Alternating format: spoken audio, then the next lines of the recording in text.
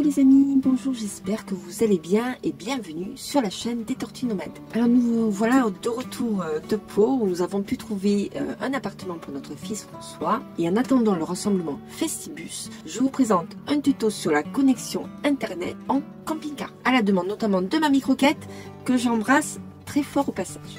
Alors plusieurs questions peuvent se poser. Comment surfer sur la toile quand on est dans un camping-car ? Et également, comment être connecté à Internet quand on est au milieu de nulle part. Vous n'avez plus besoin de vivre dans l'angoisse de la déconnexion. C'est le moment de dompter la toile où que vous soyez. Alors, venez avec moi, c'est parti. Dans cette première partie, on va se poser la question, pourquoi Internet peut être essentiel en camping-car. De nombreux camping-gris souhaitent rester connectés pendant les vacances, que ce soit pour travailler ou pour diverses raisons. Le Wi-Fi va alors permettre donc d'accéder facilement à Internet depuis le camping-car tout simplement. Le Wi-Fi permet d'accéder à des informations sur les activités locales, les conditions météorologiques, les différents lieux à visiter, les aires de camping-car, etc., etc. Il peut également offrir des options de divertissement telles que la diffusion de films, la musique en ligne si vous voulez jouer un petit peu sur votre téléphone, d'aller voir les vidéos YouTube, bien sûr, ça c'est quand même très important. Avec l'augmentation du télétravail, il y a de plus en plus de personnes qui souhaitent travailler tout en voyageant. Le Wi-Fi va donc permettre ces deux possibilités, être productif et profiter des joies du voyage. Vous pouvez également utiliser le Wi-Fi pour effectuer des réservations en ligne, pour commander des repas emportés, pour réserver des activités ou des excursions et accéder à d'autres services en ligne qui peuvent vous être bien utiles, qui va rendre effectivement votre séjour beaucoup plus agréable et beaucoup plus pratique. Même si voyager en camping-car vous permet de vous ressourcer, de s'évader et de vous reconnecter à la nature, l'importance d'une connexion internet ne doit pas être sous-estimée malgré tout. Dans un monde toujours plus connecté, avoir internet en camping-car est devenu presque une obligation et devient presque aussi essentiel que de mettre du gasoil dans son camping-car. Alors, comment avoir internet dans son camping-car? Vous allez avoir plusieurs solutions. Moi, je crois que j'en ai compté 5. La première solution, qui est peut-être la plus simple pour tout le monde, c'est le partage de connexion. Alors, qu'est-ce que c'est que le partage de connexion?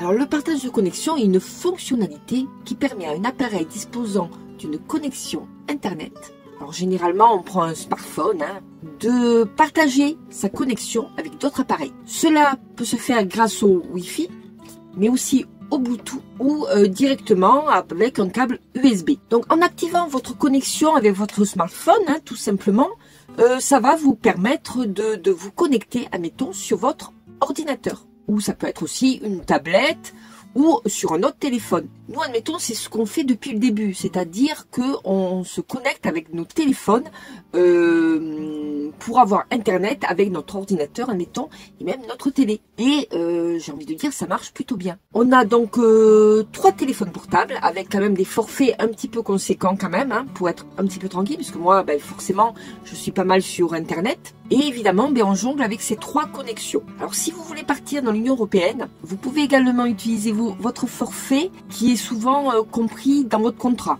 Alors, en général, pour les pays européens ou les pays étrangers, on va dire, vous avez moins de gigas, mais donc à vérifier sur votre contrat de votre opérateur. Alors pour nos 3 contrats de forfait mobile, ça nous coûte 110 € par mois. Alors les avantages du partage de connexion, pas besoin d'équipement supplémentaire. La plupart des téléphones modernes disposent de cette fonctionnalité.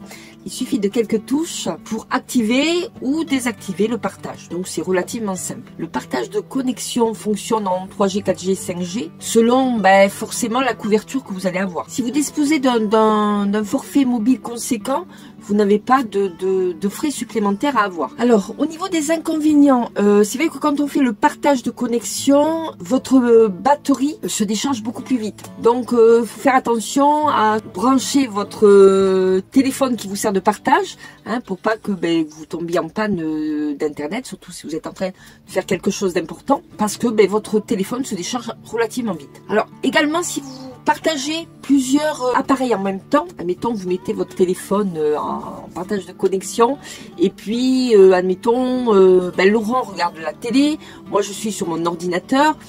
Il se peut que la vitesse de connexion ne soit pas au summum. Sa vitesse peut être réduite globalement. Également, la portée du Wi-Fi d'un smartphone est généralement plus faible que celle d'un routeur traditionnel. Alors, comment on partage sa connexion avec son smartphone? Alors, le processus peut varier suivant le modèle de téléphone hein, et puis la marque aussi. Alors, tout d'abord, sur votre smartphone, vous allez accéder aux paramètres. Donc, alors, je vais un petit peu aider les gens qui sont peut-être pas très à l'aise, on va dire, avec les téléphones portables. Je pense notamment à ma maman qui est dans ce cas-là et j'ai beau lui dire va dans paramètres, je pense qu'elle va pas savoir où c'est. Donc, je vais essayer d'expliquer pour les gens qui sont un peu comme ma maman. Donc, sur l'écran d'accueil, vous avez donc un petit icône paramètres. C'est souvent représenté par une petite roue dentée, voilà, pour vous repérer.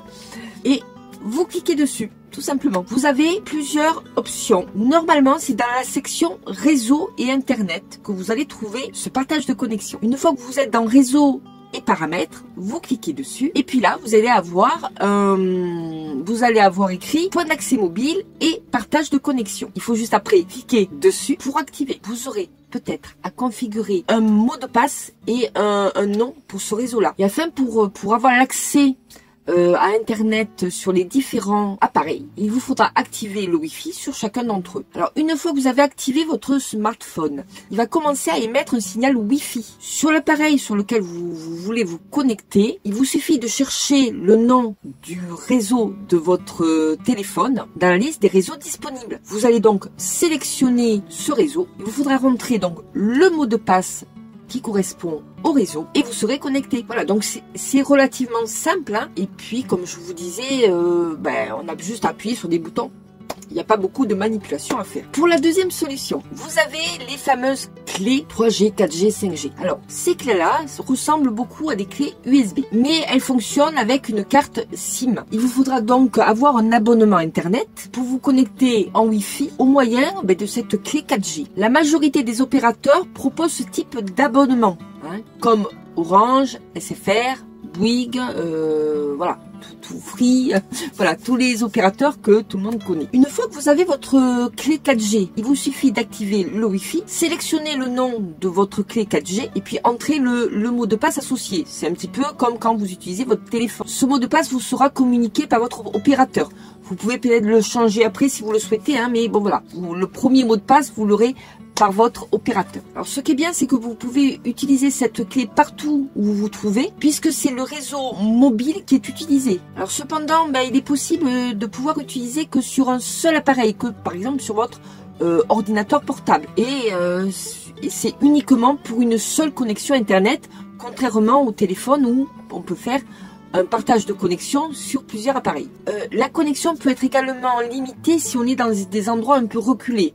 C'est possible. Bon, ce qui est bien, c'est que cette clé, elle est facile à transporter. Hein, elle se met très facilement dans une poche ou dans un sac. Donc ça, c'est plutôt pas mal. Encore plus quand on est en camping-car, ça prend pas beaucoup de place. Il faudra compter 50 € à peu près pour une clé 4-5G. Alors la troisième solution, c'est le routeur. Qu'est-ce que c'est que le routeur? Alors un routeur, ça fonctionne un peu comme votre box que vous avez chez vous à la maison. Donc cela fonctionne également avec une carte SIM et un abonnement mobile avec Internet. La carte SIM s'insère dans le routeur. Le routeur permet de se connecter sur plusieurs appareils. Ce qui est quand même mieux quand on voyage en famille et qu'il y a plusieurs appareils, contrairement à la clé 4G, 5G. Alors le routeur va fonctionner partout avec vous, hein, bien évidemment. Tout va dépendre également de votre forfait Internet. Vous avez la possibilité avec un routeur de mettre une antenne 4G, ce qui permet d'améliorer la connexion Internet. Alors les routeurs c'est un petit boîtier, hein, donc c'est assez compact, donc ça prend pas beaucoup de place non plus.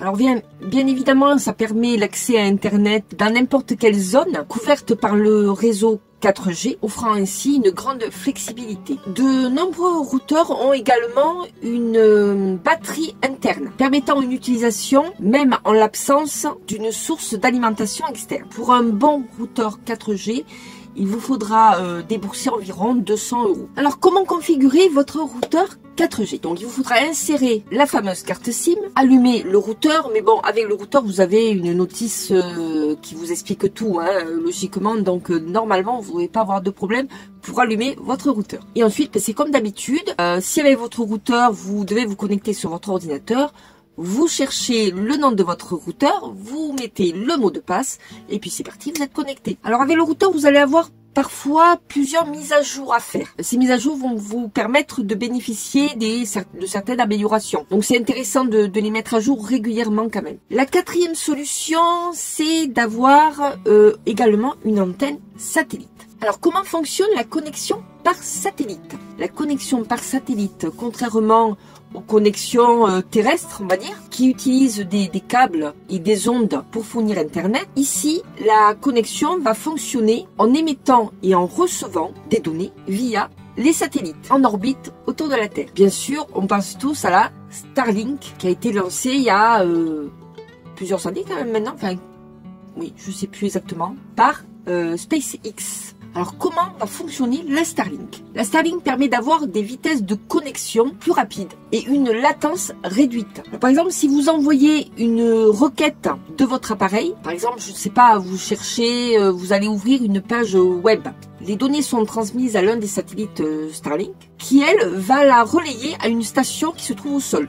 La station au sol va, elle, traiter cette requête et envoie les données de sa réponse, on va dire, via le satellite, qui va les rediriger vers votre appareil. L'un des principaux avantages de la Starlink est sa capacité à fournir une couverture Internet presque partout dans le monde. Cela signifie que même si vous êtes dans des endroits très éloignés, loin des antennes cellulaires, vous pouvez avoir quand même accès à Internet. Alors, grâce à la Starlink, la vitesse de connexion est plutôt compétitive. Son installation est plutôt facile, vous n'êtes pas obligé de faire venir un technicien spécialisé, vous pouvez la poser vous-même, ce qui est quand même intéressant.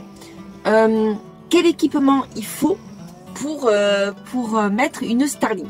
Alors, mais pour utiliser la Starlink, il vous faudra avoir un kit qui comprend une antenne parabolique, un routeur, une alimentation et des câbles de connexion. Ce kit va vous coûter environ 1000 €. Mais peut-être que les prix peuvent quand même varier. Donc si vous êtes intéressé par ce style de connexion-là, voilà, renseignez-vous exactement sur le prix exact. Alors, outre le coût de ce kit, il vous faudra également payer un abonnement mensuel pour avoir accès à Internet. Cet abonnement est aux alentours de 40 € par mois. Il existe également des antennes où l'on peut combiner à la fois Internet et télévision. Les petits inconvénients de la Starlink quand même, c'est que vous devez avoir une vue très dégagée. Alors évitez évidemment quand vous utilisez la Starlink de vous retrouver dans une forêt, admettons, qui empêcherait les connexions Internet. Un petit inconvénient aussi, c'est que le kit de la Starlink, bien qu'elle soit portable, hein, elle peut être aussi très très encombrante. Surtout quand on est en camping-car où on a quand même, on est un peu limité en place.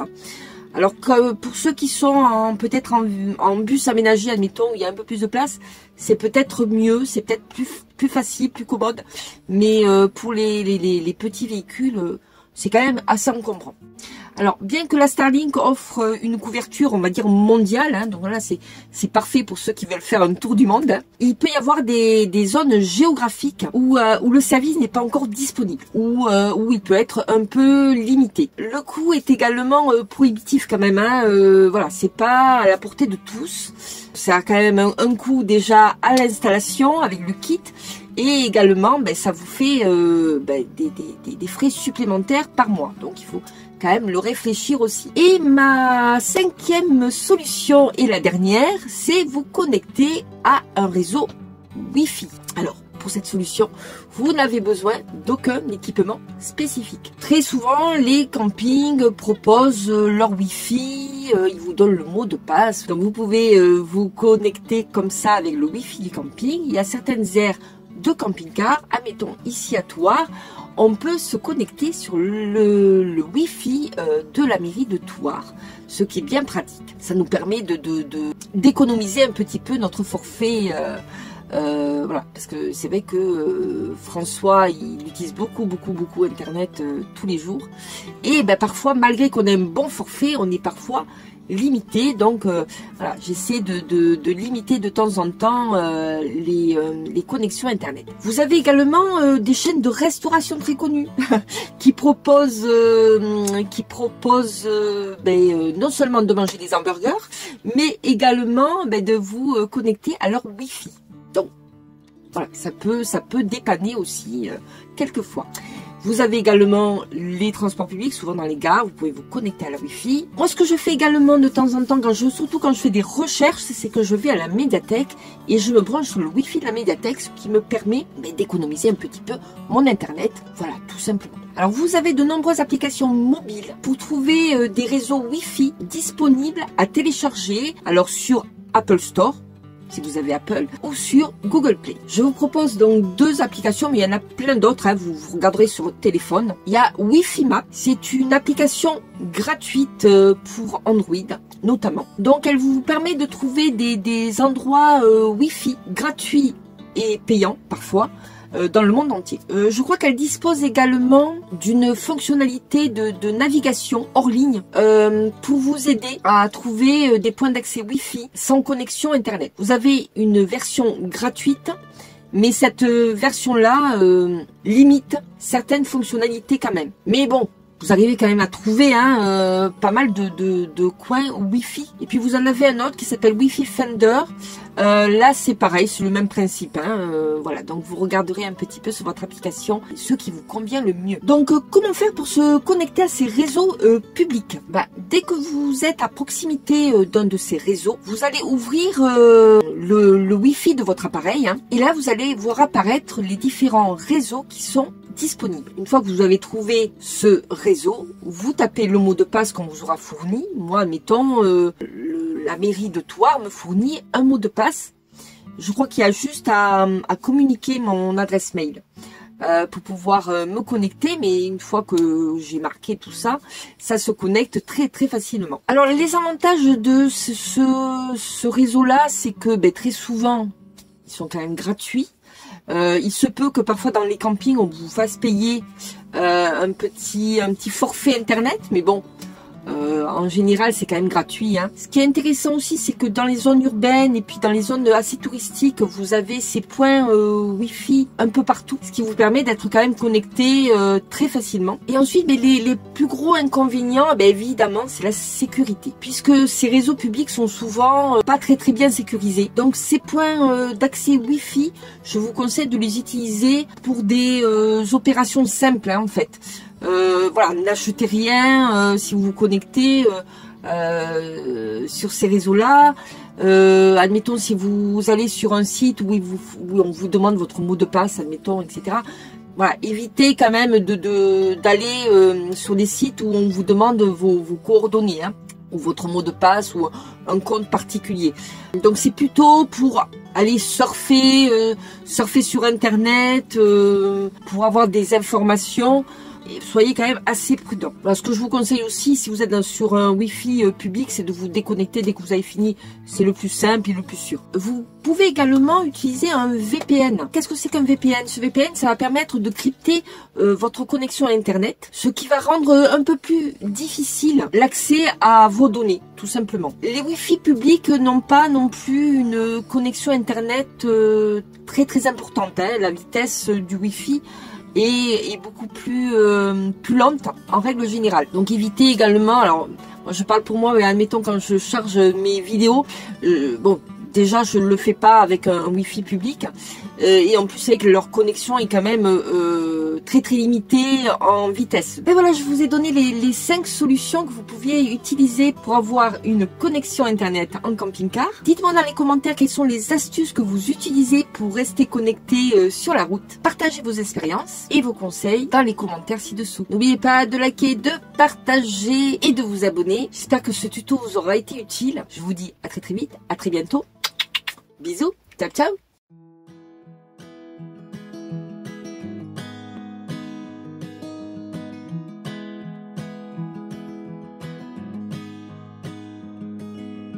I'll be right behind you, Josephine. I won't leave you waiting in between. And the cigarette you bummed from me is almost burning out.